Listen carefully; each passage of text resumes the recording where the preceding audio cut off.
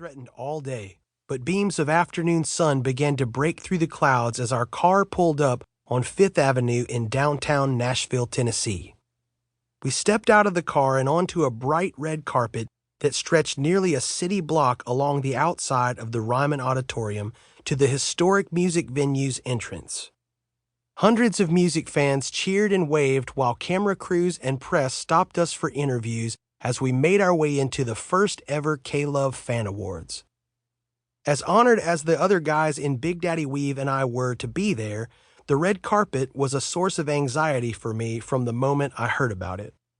I've always hated certain aspects of these kinds of events. Those negative feelings are primarily rooted in my own insecurities. The way I've seen myself and have perceived other people seeing me over the years was the beginning of the very song that brought us here. I was blown away when I first heard we were even nominated for an award, let alone for Song of the Year. Making it even more meaningful was that the winners would be decided by radio listener votes. Most other awards are decided by committees or industry members. This was an event for the people. Every one of those votes represented a life that had been touched in some way by the message in the music.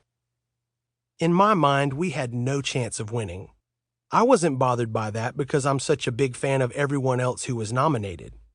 There was no way an award was going to us instead of artists like Chris Tomlin or Matt Redman, people we respect and looked forward to being in the same room with that night.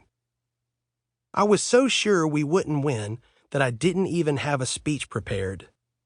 My 6-year-old son, Eli, said to me earlier that night, "Daddy, I'm nervous. What will happen if you don't win?" I told him not to worry.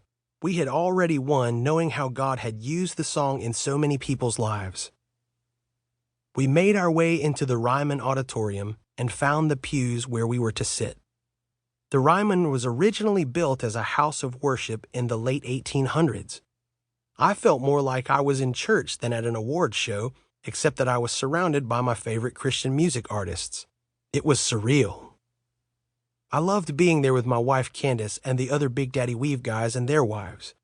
For as much time as the 5 of us in Big Daddy Weave had spent together, there had only been a few times when we and the very special women in our lives had been together. When the time approached for us to perform our nominated song, we left our seats to walk backstage. On the way, we passed by Toby Mac. As we did, I thought about how I'd listened to Toby Mac and DC Talk since I was a teenager. I couldn't believe we were here among all these people who have had such an impact on my life. Standing side stage about to go on, I thought about the people who had stood on this very spot. Hank Williams, Elvis Presley, and so many others. In just a moment, we were going to stand in that same place and sing of what Jesus had done in our lives. The time came for us to play. I don't consider us in the same league as the people I was seeing in the audience during our performance, like Mac Powell from Third Day and Bart Millard from Mercy Me.